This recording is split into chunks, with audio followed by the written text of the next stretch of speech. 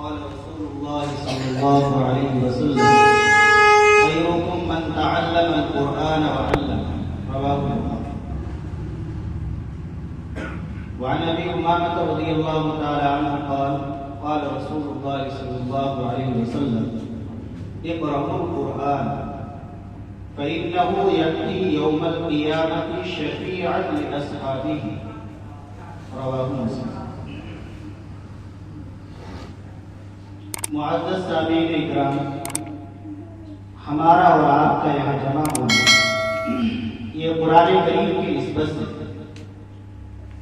قرآن کریم یہ اللہ تعالیٰ کی ایمان والے کے پاس ایک عظیم نعمت ہے، بلکہ دنیا کی نعمتوں میں سب سے عظیم نعمت قرآن کریم. ملا علی قاری رحمہ اللہ ایک شارح حدیث ہے، وہ فرماتے ہیں کہ جو شخص اس عظیم نعمت کے مل جانے کے بعد، قرآن کریم کے مل جانے کے بعد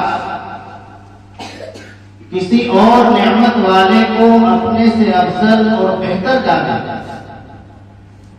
وہ اس نعمت کا قدردان نہیں ہے، وہ اس کی حقارت کرنے والا ہے، اس کی مذمت بیان کی ہے. تو قرآن کریم یہ اللہ تعالیٰ کے ہمارے پاس ایک عظیم نعمت ہے.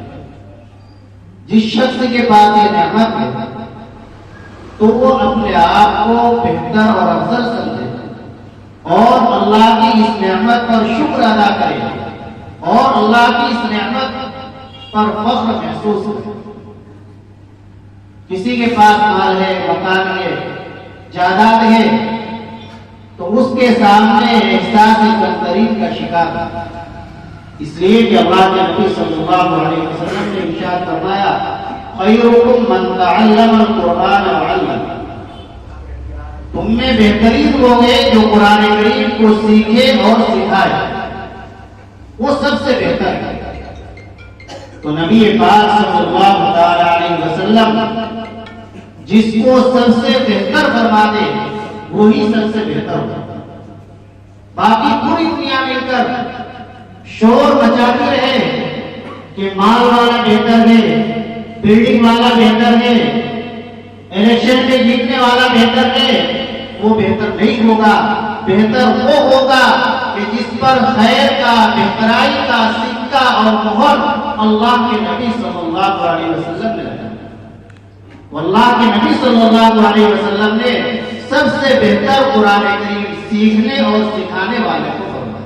بعض روایات کے اندر اور ہے کہ دونوں میں سے ایک کام کر لے تب بھی وہ اس فہرست میں آ جائے گا، چاہے قرآن کو سیکھ لے اور چاہے اگر دونوں ہی کر لے تو نور اعلیٰ نور، قرآن سیکھے اور سکھانے میں لگے.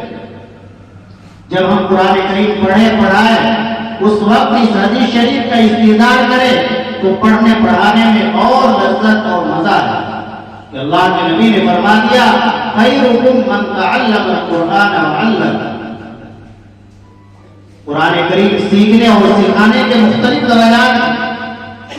سب سے ادنا درجہ اور پہلا درجہ یہ ہے کہ قرآن کریم کے الفاظ کو سیکھیں اور قرآن کریم کے الفاظ دوسرے کو سکھا دیں، جسے ناظرہ پڑھنا اور پڑھانا کہتے ہیں.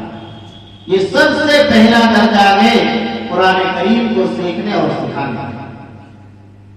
دوسرا درجہ یہ ہے کہ قرآن کریم کو حفظ کرے اور حفظ کرے. یہ دوسرا درجہ ہے. یہ اللہ کی بڑی نعمت. حفظ کرنے والے کے لیے بڑے فضائل حدیث شریف میں وارد ہے. اور تیسرا درجہ یہ ہے کہ قرآن کریم کے معانی سیکھے، سکھائے اور ان کے مطابق اپنی زندگی بنائے. تو اعلیٰ درجہ تو یہ ہے کہ آدمی اس تیسرے درجے تک پہنچ جائے. قرآن کریم کے الفاظ کو سیکھ لیا، ان الفاظ کو اپنے سینے میں محفوظ کر لیا اور پھر قرآن کریم کے معانی کو سیکھ کر ان کے مطابق اپنی زندگی کو ڈھال لیا. قرآن کریم کی ہدایات پر عمل پیرا ہوا.